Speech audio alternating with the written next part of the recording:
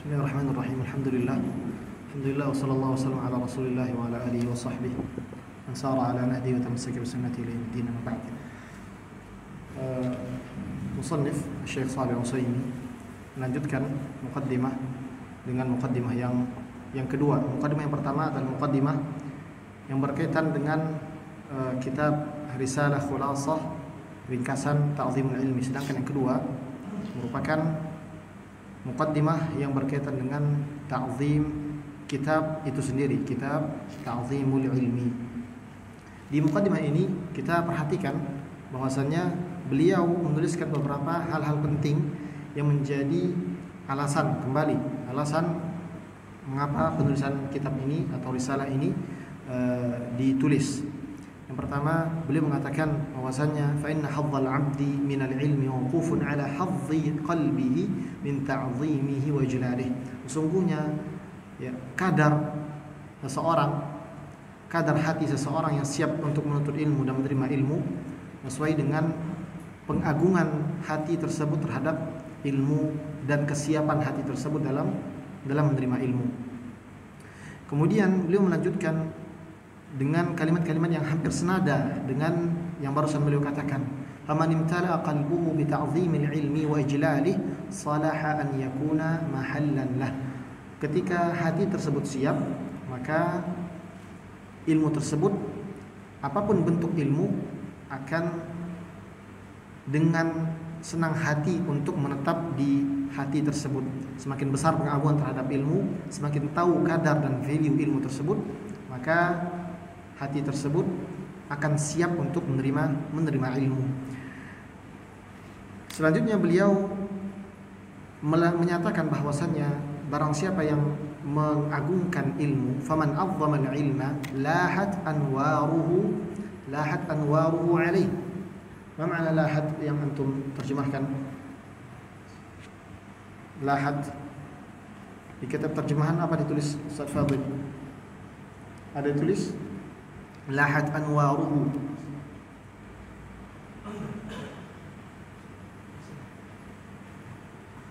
Dapat?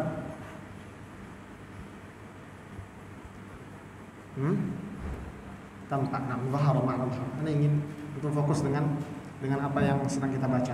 Mana yang kita baca, mana yang kita berikan tanda. Baik. Ketika hati tersebut jelas dan dia benar-benar mengagungkan ilmu, maka akan tampak lahat anwaru, cahaya ilmu tersebut akan tampak di dirinya. Setelah beliau menyebutkan alasan-alasan penulisan kitab ini, risalah ini, beliau menyebutkan pula bahwasannya yang paling menolong untuk bisa mempersiapkan hati untuk mengagungkan ilmu adalah beberapa ma'aqid. Apa itu ma'aqid? Asal-asal atau ikatan atau simpul-simpul. Kalau kita lihat menilik bahasanya, kalau kita katakan ma'qad atau ma'qid, satu simpul-simpul yang membuat sesuatu tersebut menjadi kuat. Artinya ketika beliau menggunakan diksi ma'aqidil ilmi dalam menuliskan poin-poin untuk pengagungan ilmu, artinya ketika semua simpul-simpul ini benar-benar dikaitkan dan difahami dengan benar-benar pemahaman, maka akan sampailah seorang penuntut ilmu tersebut pada tujuan yang dia inginkan. Semakin kuat simpul itu dia ikatkan, semakin kuat simpul tersebut dia kerjakan dan dia praktekkan, maka tujuan pengagungan ilmu tersebut akan semakin didapatkan oleh seorang penuntut ilmu. Kemudian beliau melanjutkan di akhir muqaddimah, beliau mengatakan wa man dhayya'aha falinafsihi adha'.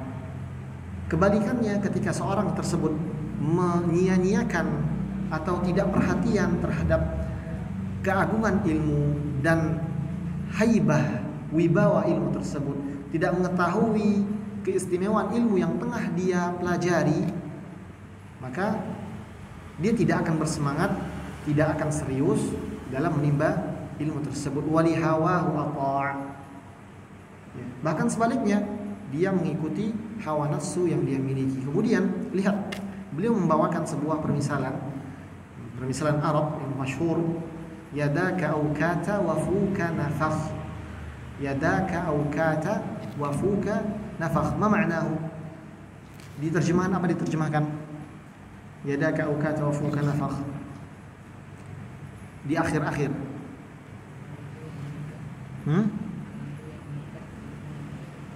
Tanganmu yang mengikat. Baik. Ini sebuah permasalahan atau permisalan di kalangan orang-orang Arab untuk menunjukkan sesuatu yang sia-sia. Ya. Kalau di kita bahasanya seperti ini, engkau nium balon tapi engkau juga yang memecahkan balon tersebut, itu seperti itu. Yadaka aukata wa fuka nafakh. Jadi sia-sia, dia tidak mendapatkan apa-apa dari ya. Di syarah belum menjelaskan wa huwa mathalun yudrabu liman sa'a fi ihlaki nafsihi.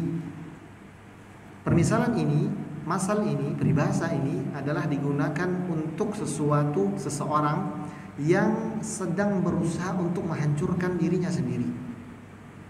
Artinya dia tengah berusaha, lelah, akan tapi dia tidak mengetahui kadar ilmu yang sedang dia pelajari, maka dia sedang mempelajari sesuatu yang dapat menghancurkan dirinya sendiri. Sebagaimana masal atau syair yang banyak disebutkan oleh para masyayikh, para ulama tentang seorang penuntut ilmu. Awwalu ma yajni alaihi ijtihaduhu. Bahwasanya yang paling cepat untuk menghancurkan seorang pemuda adalah semangatnya yang tidak terkontrol. Artinya tidak ada simpul-simpul yang dapat mengikat, sehingga ilmu-ilmu tadi walaupun berlah-lelah sudah diambil, berlah-lelah sudah dituntut, maka yadaka aukata wa fuka nafakh. Kemudian beliau mengkasih muqaddimah ini dengan kalimat wa man lam yukrimil ilma la yukrimuhul ilmu. Barang siapa yang tidak tahu dan tidak pandai memuliakan ilmu, maka ilmu tidak akan pernah mau dan tidak akan bisa memuliakan dirinya. Ini harus kita camkan sama-sama ketika kita menuntut ilmu, bahwasanya sebesar apa pemuliaan kita terhadap ilmu yang kita tuntut, maka sebesar itu pula nanti ilmu tersebut akan memberikan feedbacknya untuk kita. Misal antum ketika belajar tahsinul Quran dimanapun itu, ketika antum tidak mengetahui istimewanya pelajaran yang antum pelajari, maka antum tidak akan mendapatkan sisi istimewa dari sesuatu tersebut. Artinya antum tidak akan serius dalam belajar, kemudian antum tidak akan mendapatkan hal yang bermanfaat dari ilmu tersebut. Ketika antum sudah mengagungkan ilmu yang sedang antum pelajari, maka antum bisa fokus, kemudian antum juga bisa untuk benar-benar menggali dan tamak untuk menggali ilmu-ilmu yang ada di balik apa yang sedang antum pelajari. Antum belajar ilmu nahwu misalnya, ilmu bahasa Arab misalnya.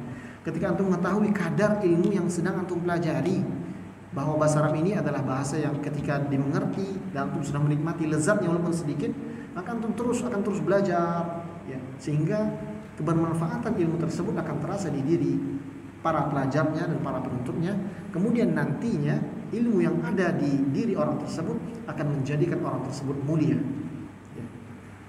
Betapa banyak hari ini, ya, atau mungkin sudah dari sejak zaman dahulu, orang-orang yang dikatakan sebagai orang-orang yang pengkoleksi ilmu. Ya. Akan tetapi ketika hati dia tidak siap, maka ilmu yang dia miliki, pengetahuan yang dia miliki justru menjadi bumerang buruk untuk dirinya, bukan justru memuliakan dirinya.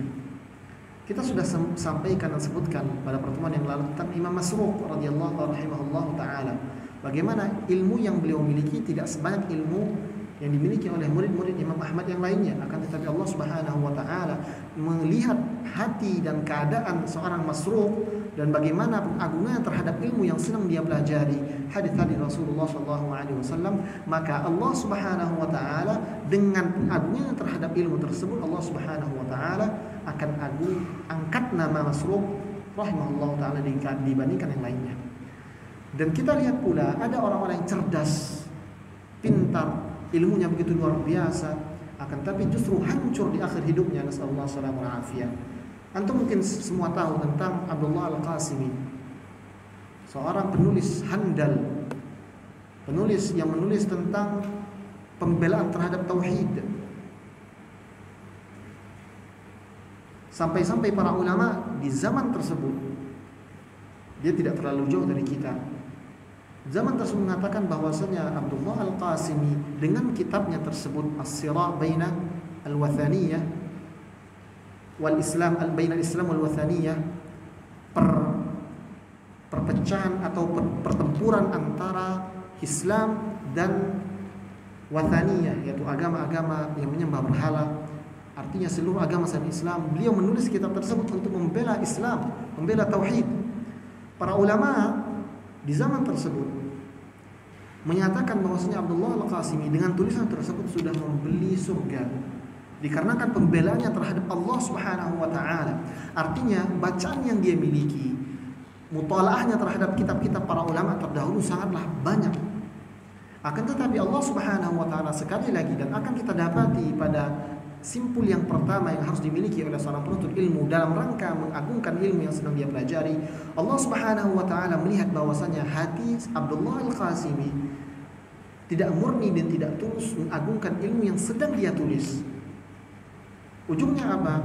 Dengan kesombongan dirinya, ikhwan, kisah Abdullah Al-Qasimi yang menjadi pelajaran besar untuk kita semua bukan kisah yang muncul tiba-tiba dikarenakan beliau berdebat dengan orang-orang ateis. Akan tetapi Allah Subhanahu wa taala mengetahui ada sesuatu di dalam hati dari orang ini, sehingga Allah Subhanahu wa taala munculkan hakikat orang ini di akhir hidupnya.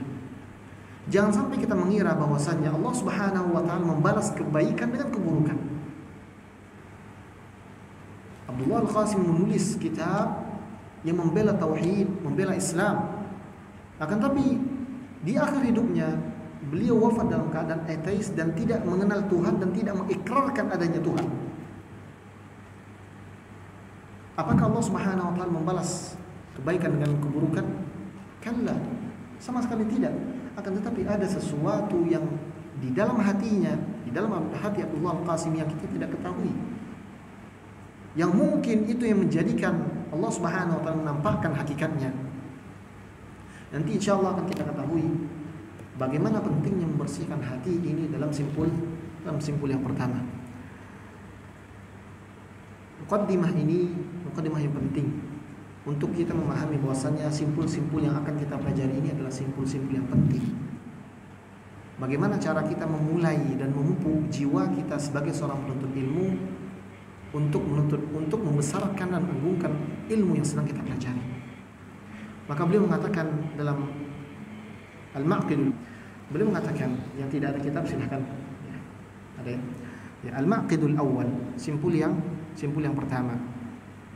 Beliau mengatakan tadhiru wi'a'il ilmi, ya, membersihkan secara yang pertama dalam mengagungkan ilmu adalah mensucikan wadah ilmu, yakni hati. Langsung beliau jawab di paragraf yang pertama, wa huwal qalbu.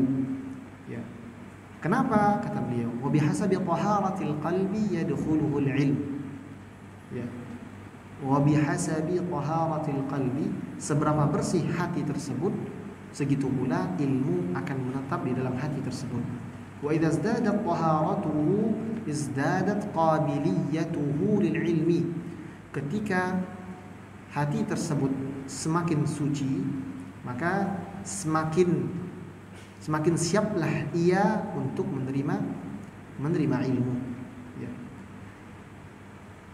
Sesuai juga dengan apa yang disampaikan oleh Imam Waqi' Ibn Jarrah ketika ditanya oleh murid beliau Imam Syafi'i, ketika ditanyakan bagaimana cara untuk mendapatkan ilmu, beliau mengatakan ada ilmu nurun, cahaya, wa nurullah la yuhda lil 'asi atau la yu'ta lil 'asi. Ilmu nur, cahaya ilmu ini tidak akan diberikan kepada orang-orang yang berbuat dosa. Ini yang disebutkan oleh Imam atau oleh Syekh, bahwasannya kesucian hati kembali pada dua pokok besar. Yang pertama, kesucian hati dari najis syubhat. Yang kedua, kesucian hati dari najis-najis syahwat. Apa perbedaan syubhat dan syahwat? Siapa yang bisa menjawab? Rizki? Perbedaan antara syahwat dan syubhat.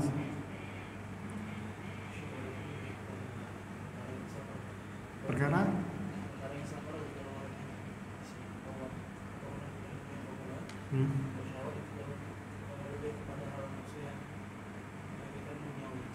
ya.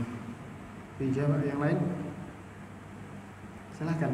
Karena sekali lagi nak ulang bahwasanya mudarasah kita, dars kita ini bukan dars ceramah antum catat saja enggak. Kita mudarasah. Itu mahad ilmi, insyaallah. Sama-sama. Ada bisa menambahkan apa yang maksud dengan syubhat, apa itu dengan syahwat? Secara umumnya syubhat ini bisa dikaitkan dengan permasalahan keyakinan.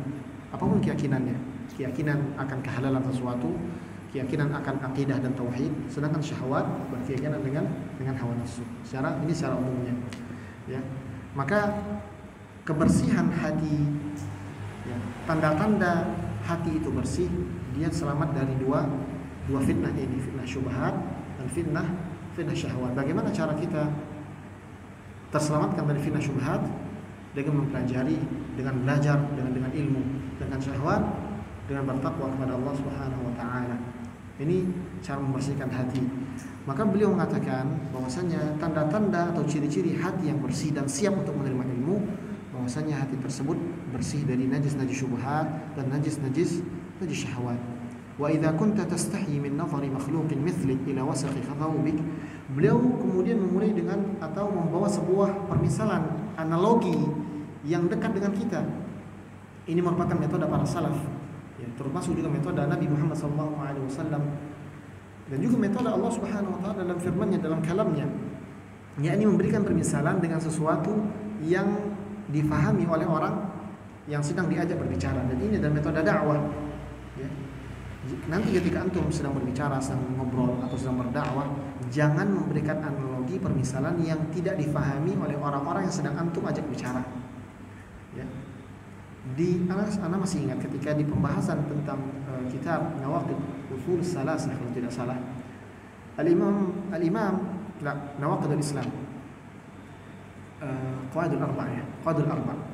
Syekh Muhammad bin Abdul Wahhab ketika memisalkan bahwasanya tauhid itu dengan permasalahan salat, ya, beliau analogikan dengan analogi yang dikenal oleh orang-orang pada saat itu dan benar-benar diyakini oleh orang-orang pada saat itu, ya. Termasuk di kitab ini beliau hafizallahu taala mengatakan, ketika engkau malu ketika ada makhluk yang melihat kotornya bajumu, dan kita semua akan sepakat dengan apa yang beliau katakan, maka hendaknya fastahi min nadharillahi ila qalbik, maka hendaknya kamu malu dari apa yang Allah Subhanahu wa taala perhatikan dari dalam hatimu. Wa fihi ihanun wa balaya, di dalamnya terhadap banyak kotoran, najis-najis, wa dzunubun wa khataya, terdapat dosa-dosa dan kesalahan. Ya. Kemudian beliau membawakan asas dari apa yang beliau katakan. Ya.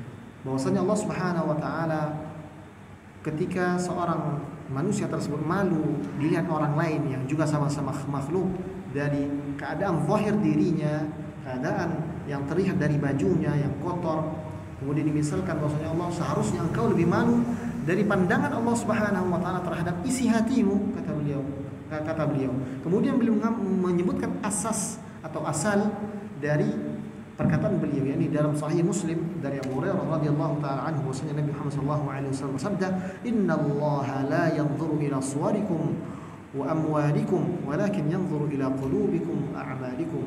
Sesungguhnya Allah Subhanahu wa taala tidak melihat, tidak peduli dengan bagaimana bentuk zahir kalian dan berapa banyaknya harta kalian, walakin yanzuru ila qulubikum wa a'malikum. Tapi Allah Subhanahu wa taala melihat pada hati dan amalan kalian.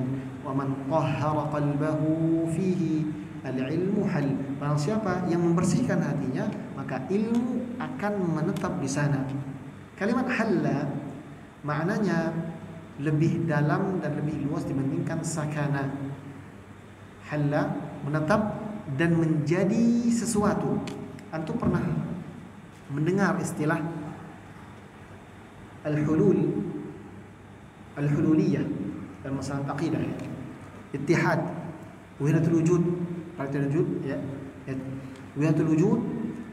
Ada satu lagi yang sejenis dengan wahdatul wujud, namanya al-hululiyah. Ketika wahdatul wujud tersebut adalah penyamaan segala sesuatu, apapun yang terlihat adalah Tuhan. Sedangkan al-hululiyah, Allah Subhanahu wa taala, bagi mereka mengatakan bahwasanya Allah Subhanahu wa taala menyatu, halla fil abdi. Kalau wahdatul wujud, kalau antum pernah mendengar istilah wahdatul wujud, mereka mengatakan bahwasanya apa yang terlihat adalah Tuhan, adalah Allah Subhanahu wa taala. Gunung begini, sampai-sampai ya, ta'ala Allahu amma yaqulun 'uluwan kabira. Bahwasanya sampai-sampai di antara mereka, di antara orang sufi ini mengatakan, di antaranya adalah Al-Junaid, dia mengatakan bahwasanya anjing yang sedang berlari itu adalah Allah. Itu makna wahdatul wujud dan fitnah wahdatul wujud serta pemikiran yang begitu batil dan sesat ini. Sedangkan yang sejenis dengan itu adalah hululiyah. Ketika Tuhan, yakni Allah Subhanahu wa taala, masuk ke dalam jiwa seorang hamba, seorang makhluk, kemudian menetap, kemudian menjadi satu. Ya. Nah, begitu artinya diksi halla ini ketika digunakan oleh Syekh, wa man tahhara qalbahu fihi al-ilmu halla, bukan sakana, bukan hanya menetap kemudian tenang di sana, tidak. Halla, akan merubah sesuatu tersebut. Artinya ketika hati tersebut siap, ilmu tersebut akan merubah orang yang tadi berhasil membersihkan hati tadi. Artinya ilmu menjadi karakter dalam kehidupan sehari-hari. Ilmu menjadi kebermanfaatan yang luar biasa. Ketika apa? Ketika hatinya sudah bersih, ketika hatinya sudah siap, ilmu halla akan menetap pada diri seseorang dan merubah wujud seseorang tersebut darinya yang tadinya buruk menjadi lebih baik. Wa man lam yarfa' minhu najasatahu wada'ahu al-ilmu wartahal. Sedangkan siapa yang tidak ingin mengangkat najis-najis yang ada dalam hati tersebut, maka ilmu akan meninggalkannya, wartahal, dan akan pergi dan tidak akan kembali. Qala Sahal bin Abdullah, haramun ala qalbin an yadkhulahu an-nur wa fihi syai'un mimma yakrahu Allah azza wa jalla. Haram bagi sebuah hati untuk dimasukkan cahaya, ya, di saat di dalam hati tersebut ada sesuatu yang dibenci oleh Allah Subhanahu wa taala. Sebelum kita pindah ke maksud yang kedua atau simpul yang kedua, sedikit kita mengambil pelajaran dari simpul yang pertama ini, bahwasanya inti dari segala sesuatu tersebut adalah hati.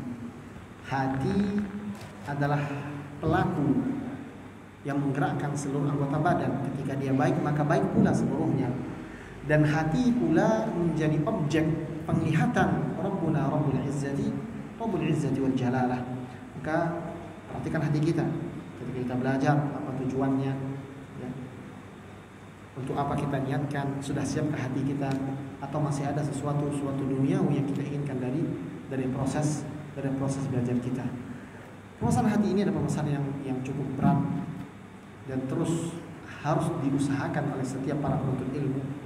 Bahkan sekelas Imam Sufyan Ats-Tsauri rahimahullah taala mengatakan, ma'alajtu syai'an ashaddu min an-niyyati. Tidak ada sesuatu pun yang aku berusaha untuk kontrol atau berusaha untuk aku obati yang lebih sulit dibandingkan hatiku. Ya, hati tersebut ketika kita berniat A disusupi dengan niat B, begitu seterusnya. Dan juga perkataan para ulama, ya, di awal-awal merasa kita menuntut ilmu, bahkan mereka seperti itu juga dahulunya. Kunna natlubul ilma bighairi ikhlas. Dahulu kami menuntut ilmu tanpa ikhlas. Artinya mereka menuntut ilmu mungkin karena cinta dengan ilmu, hanya karena suka saja mendengarkan hadis-hadis Rasulullah, belum ada niat ikhlas di dalamnya. Bisa jadi karena melihat teman-teman yang ikut bermajlis, maka kita ikut bermajlis. Awal-awalnya masih demikian. Kemudian apa kata mereka? Ketika kami semakin belajar, fa'aba an yakuna illa lillah. Ketika kami terus belajar, ilmu tersebut akan menuntun kami bahwasanya ia tidak akan bisa menetap di sesuatu di hati seseorang kecuali ketika sudah ikhlas. Ini bisa kita praktekkan teman-teman di kehidupan kita sehari-hari. Kalau kita ingin merasakan kebermanfaatan ilmu yang kita pelajari, maka coba benar-benar bersihkan dan tuluskan apa yang ingin kita pelajari. Misalnya begini, antum contohkan saja, antum bisa praktek nanti. Misal ada beberapa hafalan-hafalan zikir doa yang belum kita hafal. Misal doa sujud. Selama ini kita hanya hafal satu saja. Akan tapi kita berusaha untuk menghafal doa dan zikir-zikir sujud yang lainnya dengan niat kita ana ingin hafal ini supaya nanti ganti-ganti ketika sujud. Percayalah, ketika niat antum tulus untuk itu, antum tidak akan pernah lupa. Ilmu tersebut, doa tersebut akan tetap ada. Berbeda ketika antum sedang belajar fikih, zikir, doa. Kemudian disebutkan oleh ustadznya, ini doa zikir ini doa zikir ini. Walaupun antum berusaha untuk menghafal, tapi ketika hafal tersebut diniatkan untuk mengikuti proses pembelajaran, akan berbeda dengan ketika ilmu tersebut dipelajari untuk kebermanfaatan diri dalam pendekatan diri kepada Allah Subhanahu wa ta'ala. Coba merasakan itu. Mungkin semakin besar antum sudah merasakan hal tersebut. Ketika ada ilmu-ilmu yang sederhana, sunnah-sunnah yang sederhana yang antum kerjakan karena memang benar-benar ingin mengerjakan itu sebagai sunnah, ya, itu akan terasa lebih bermanfaat dan lebih menetap di hati seorang. Maka persiapkan hati dan ikhlaskan, karena wadah yang tidak siap untuk menerima ilmu, maka ilmu tidak akan mau untuk menetap di dalamnya. Sebuah permisalan juga, ya, tentang bagaimana hati ini menjadi wadah yang begitu penting. Ketika di antara kita ada yang memiliki sesuatu yang berharga, tentu rasanya kita akan menyiapkan tempat-tempat yang terbaik. Misalnya, antum mungkin punya sepatu koleksi, mungkin sepatu-sepatu yang cukup mahal, yang harganya cukup tinggi. Sebagian ada yang memiliki seperti itu. Dia akan letakkan mungkin di tempat yang bagus, di etalase, atau mungkin ibu-ibu lah. Misalnya ada tas-tas yang bermerek, harganya luar biasa, atau merek macam-macam. Dia akan tempatkan di tempat yang bagus. Bahkan sebagian mereka itu ada yang sampai menyentuhnya saja harus menggunakan sarung tangan. Mengapa demikian? Karena mereka tahu harga dari barang tersebut. Maka kita sebagai seorang penuntut ilmu, ketika kita tahu harga ilmu yang kita pelajari, maka harusnya kita bersiap untuk meletakkan sesuatu berharga tersebut di dalam tempat yang berharga pula. Ketika ilmu yang kita pelajari adalah ilmu Al-Quran, ilmu tentang nama-nama Allah Subhanahu wa ta'ala As-Sami'ul Basir, maka yang hendaknya kita letakkan pada tempat-tempat yang pantas pula.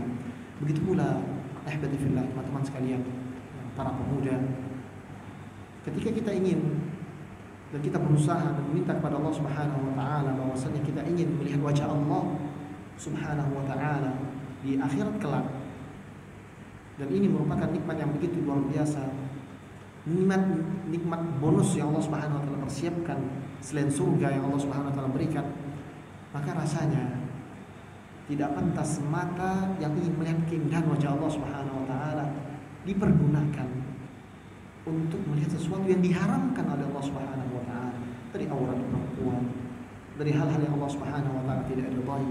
Sedangkan mata ini kita harapkan melihat wajah Allah Subhanahu wa ta'ala. Apakah kita samakan objek pandangan kita antara Rabbul Izzati wal Jalalah dengan sesuatu yang dimakruhkan, yang dibenci oleh Allah Subhanahu wa ta'ala?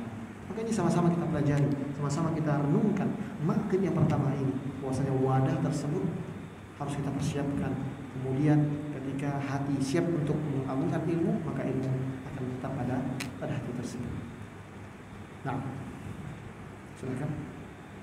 Al-Ma'qid ats-tsani, wawasan tentang lanjutan ketika sudah menyiapkan wadahnya. Sekarang kita dituntut untuk ikhlas niat di dalam belajar. Nah, silakan. Setelah kita mempersiapkan wadah tempat kita akan menyimpan sesuatu yang berharga dan ilmu yang berharga ini, maka mulailah amalan-amalan yang paling pertama dari amalan-amalan menuntut ilmu kita. yaitu yakni ikhlas lillahi ta'ala. Dan niat ikhlas dalam menuntut ilmu ini beliau rangkum dalam empat poin. Poin yang pertama adalah tanda-tanda ikhlas dan cara-cara ikhlas ya. Yang pertama adalah niatkan menuntut ilmu untuk mengangkat kebodohan dari diri sendiri. Ya. Yang kedua, mengangkat kebodohan dari orang lain. Yang ketiga, untuk menghidupkan ilmu agar tidak hilang. Yang keempat, untuk beramal dengan ilmu tersebut. Maka ketika kita belajar, ketika masuk ke dalam dunia nuntut ilmu, ketika duduk di majlis, maka niatkan dengan 4 niat ini atau beberapa hal dari 4 niat ini. Maka niat tersebut, niat seseorang bisa dikatakan sebagai niat yang ikhlas. Misalnya, untuk tidak mengetahui pembahasan tentang zakat fitrah, maka duduk, anak ingin belajar tentang zakat fitrah karena anak ingin mengangkat kebodohan selama ini Anda tidak tahu bagaimana tata cara mengeluarkannya, kapan dikeluarkan, atau dikarenakan Anda ingin mengeluarkan di akhir Ramadan. Ya, al-amal bil ilmi. Maka ketika diniatkan menuntut ilmu kita dengan salah satu dari 4 poin ini, maka bisa dikatakan niat tersebut sudah ikhlas. Akan tetapi perlu diperhatikan bahwa jangan sampai niat yang awal kita ini tadi, yang sudah kita niatkan dengan niat ikhlas, tercemari dengan hal-hal yang lainnya yang dapat merusak niat yang antum sudah ketahui dari riya, sum'ah. Biasanya hal-hal ini muncul di pertengahan atau di tengah perjalanan dalam menuntut ilmu. Karenanya di akhir, ya, lihat perkataan Sulaiman Al-Hashimi di akhir maqid ini. Rubbama uhadditsu bihaditsin, kata beliau, terkadang kami mengeluarkan atau menceritakan hadis dengan satu hadis wali niyyah. Fa idza ataitu ala ba'dhi taghayyarat niyyati. Ini dalam satu hadis nih. Dalam satu cuplikan hadis. Di awal pembacaan hadis niatnya masih salih. Kan tetapi di pertengahan hadis mulai berubah niat. Misalnya ketika mulai menjelaskan hadis, tiba-tiba ada orang datang. Berubahlah cara kita menyampaikan, berubahlah cara kita duduk. Dalam dunia menuntut ilmu ketika sedang mencatat, awalnya mencatat biasa saja, lihat ada orang datang berubah. Ini artinya niat tersebut akan terus berulang-ulang. Karenanya beliau mengatakan fa'idhal hadithul wahid yahtaju ila niyat. Ternyata beliau melihat dan perhatikan bahwasanya untuk menyampaikan satu hadis saja, satu hadis, bukan berjuta-juta hadis, satu hadis dalam satu cuplikan, dibutuhkan niat yang banyak. Artinya senantiasa untuk memperbaharui niat, ya. Misalkan dalam sekarang ini duduk misalnya, tiba-tiba ada orang datang atau ada orang yang melihat, kita mulai berubah hati kita dan sebagainya. Ini adalah ujian yang Allah Subhanahu wa taala berikan untuk orang-orang yang menginginkan keistimewaan, menginginkan ketinggian dengan ilmu ini. Maka di awal kita ingin belajar, niatkan dengan empat niat ini. Kemudian ketika di tengah perjalanan diserang atau diganggu dengan hal-hal yang dapat merusak keikhlasan niat, maka lawan ia, jangan biarkan dia menetap di sana.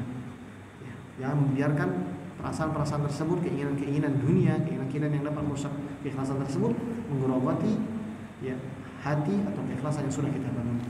Di maqid yang kedua ini beliau menjelaskan tentang betapa pentingnya ikhlas kepada Allah Subhanahu wa taala. Wa ma umiru illa liya'budullaha mukhlishina lahud-din. Ikhlas adalah hal yang paling utama yang diperintahkan oleh Allah Subhanahu wa taala. Allah Subhanahu wa taala tidak memerintahkan sesuatu apapun yang lebih. Allah Subhanahu wa taala tekankan melainkan ketika harus ikhlas. Wa ma umiru, tidaklah aku memerintahkan illa liya'budullah. Apakah hanya beribadah kepada Allah saja? Hanya salat saja? Tidak. Mukhlishina lahud-din, harus dengan ikhlas untuk Allah Subhanahu wa taala saja. Kemudian beliau menyebutkan hadis-hadis, kemudian asar-asar para salaf tentang pentingnya niat. Baik, beliau menyampaikan juga di maqid yang kedua ini dengan perkataan beliau, man dhayya ikhlasa fatahu ilmun katsir. Barang siapa yang tidak memperhatikan hatinya, kemudian dia tidak ikhlas dalam menuntut ilmunya, maka dia akan terluput dari ilmu yang begitu banyak. Maka setelah kita menyiapkan wadah dan kita mulai pergerakan kita dalam menuntut ilmu, awal kali pertama ketika kita ingin belajar, ingin memasukkan hal-hal ilmu tersebut di dalam wadah yang sudah kita siapkan adalah mengikhlaskan proses perjalanan kita dalam